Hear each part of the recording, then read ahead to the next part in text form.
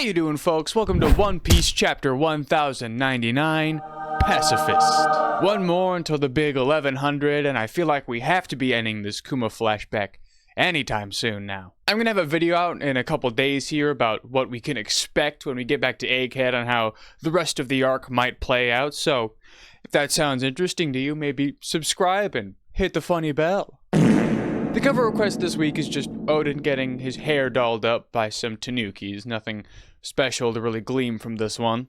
Last chapter ended with King Bakori yet again wreaking havoc on the south side of Sorbet Kingdom, where all the elderly folk and Kuma's church is located. We see Kuma marching through the currently ablaze village as the villagers all yell at him to come back, saying that he's saved all the people that he can. We then see all the people of the Sorbet Kingdom standing outside King Bakori's palace, furious at what he's doing, calling him a murderer and demanding that he step down from the throne. However, Bakori's response to this is just to tell his guards to kill a few civilians until people stop complaining. And as the guards do just that, we see Kuma emerge from the smoke, and he looks pissed. As this all plays out, we see a bunch of people taking the injured over to Kuma's church, as Bonney watches out the door worrying about Kuma. Then we see Kuma has finally reached King Bakori, and he gives him the biggest, baddest Ursus shock that he can, and whew, it is magnificent. The narrator now comes in saying that this event went down in history as Sorbet Kingdom's one-man revolution, which just goes so hard. Then we briefly cut over to Marijoa as Saturn learns of the existence of a new king at Sorbet Kingdom, and assumedly this is the first time he's heard of Kuma ever since the God Valley incident. Unless he was already aware of his time as a revolutionary. And it's here that we actually find out how Kuma became the king of Sorbet Kingdom, and he was essentially just elected by default because everyone just loved him so much. However, he explains that he's only a figurehead, and the real king that does actually all the king stuff is this old dude named Bulldog. Hey, Bulldog! Who apparently was also the king 2 generations prior to Bakori. And as Kuma and the elders are having a nice little conversation here, Bonney's actually been running around the church the whole time doing laps. Except she's inexplicably turned into an adult woman.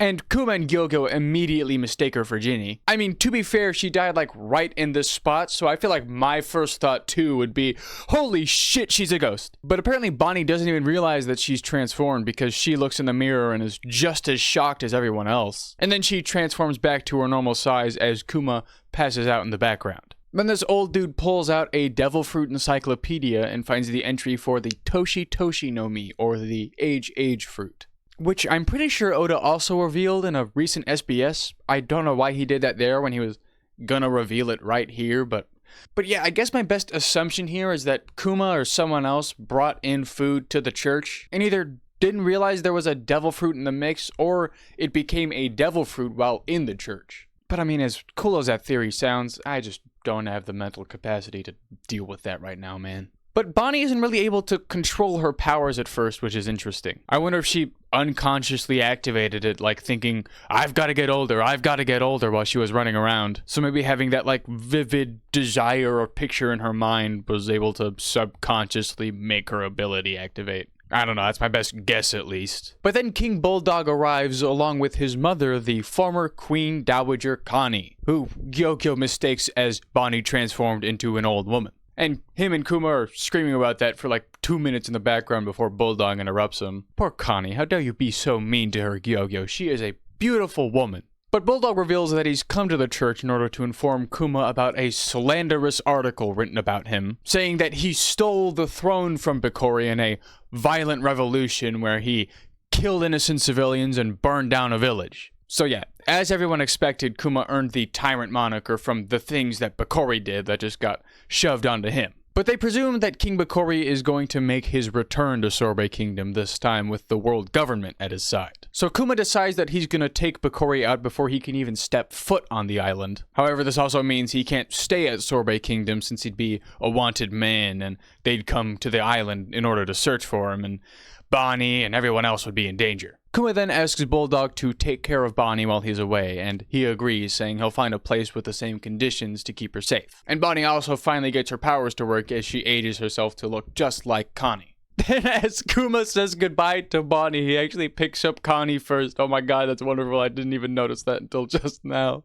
But Bonney and Kuma then say their goodbyes, and Bonney says that she'll miss him. Next, we see Kuma sailing on a tiny-ass boat. I mean, at least compared to his size. That's gotta be uncomfortable. He's come across the marine ships that Bokori is taking to Sorbet Kingdom, as Bokori orders the marines to kill Kuma, saying that Kuma's the one that stole the throne from him. And of course, Kuma sank all the ships. And that's not even me talking, that is just word for word what the narrator says. Kuma just made this man a smudge on the ocean floor. I couldn't be happier. Kuma, I love you, brother. And it's here that Kuma acquired his first bounty, though we don't actually see what it is. The only bounty we know he had was 298 million, so I don't think it was that high at the very beginning. Though, I mean, I guess if the elders know he's a buccaneer, I wouldn't be crazy for them to do that, I guess. We then see Bonney moping as she wishes for her papa to come home. And she declares that once she's 10 years old, she's gonna go out and become a pirate, since she's able to use her fruit to appear older. And at Sabaody, she was 10 years old, and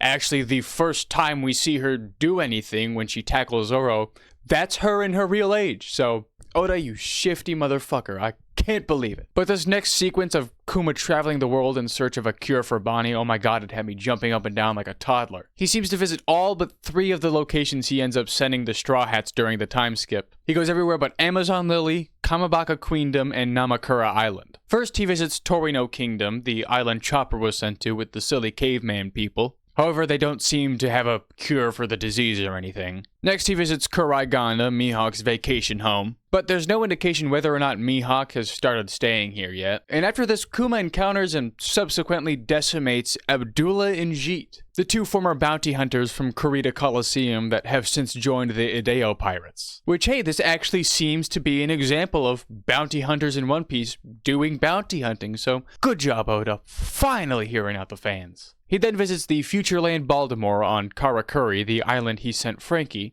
and also, of course, the homeland of Dr. Vegapunk. But go figure, he's not able to find any help there either. He then sails by the ever-under-construction Tequila Wolf, and then we see him stopped at this other island where it looks like he saved a village of people. It's really hard to tell. Oh, maybe they're all just angry at him and screaming, "Get out of here! We don't want to see you here!" Oda doesn't make it easy to tell, really. We may have to wait for the anime to figure this one out. And after this, he goes up to Witheria, the island he sent Nami, and even meets Harbidus. And he probably even learns a lot about the Sky Islands and stuff here. Last in this little montage, he visits the Boeing Archipelago where he sent Usopp, and meets up with the mighty Heraclean. But even after all this searching, it seems he was unable to find any cure for Bonney. Then one day, Kuma bumps into Dragon and the Revolutionaries on their ship, the Wind Grandma, as we see a younger Mori, Bella Betty, and that Humpty Dumpty looking dude we met a while back. Kuma sits down with them all for a drink, as Dragon explains that at this point, Ivankov and Izuma are both already in Impel Down.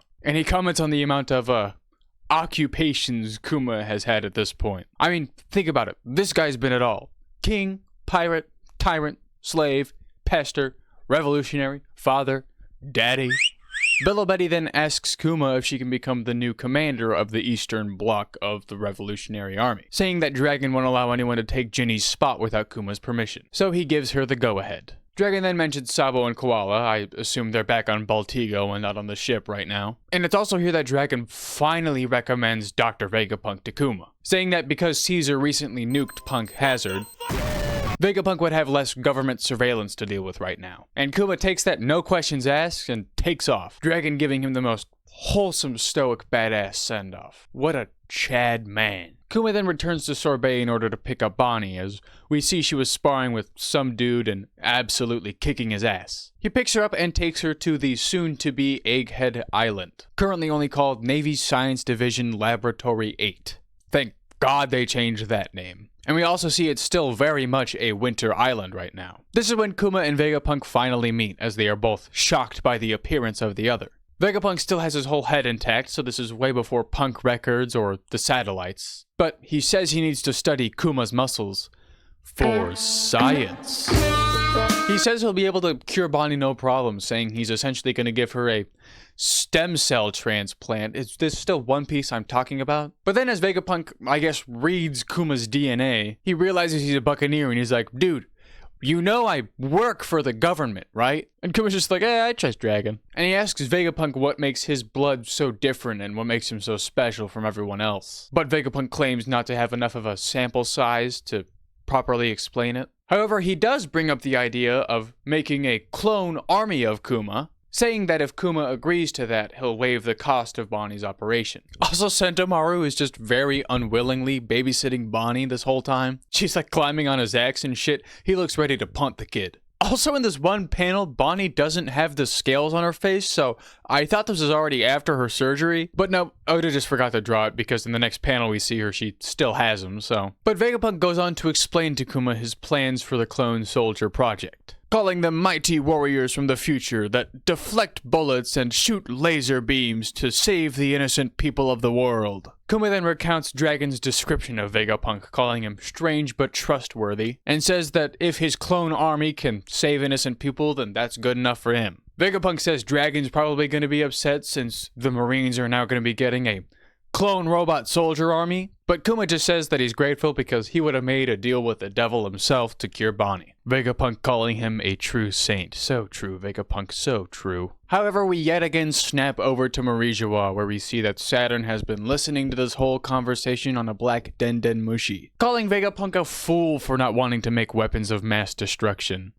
What are you, some sort of coward? Some sort of baby man? Unsurprising words coming from the genocidal maniac, but Saturn says that he has a plan for this. So I assume that that's either going to involve turning Kuma into a mindless cyborg warrior, or him joining the Shichibukai, or probably both. But back to Kuma and Vegapunk briefly, Kuma shrugs off Vegapunk's comment, calling himself merely a humble pacifist. Which is why Vegapunk decides to name the clone soldiers the Pacifista. Oda, you've done it again! And this is also the end of the chapter. No break next week. Let's fucking go! This really has been a masterpiece of a flashback, hasn't it? This has got to be top 5 in the story at least, if not the best one at this point. But I guess I should wait for it to be over before I really start spouting shit like that. But I'm giving this chapter an 8 out of 10.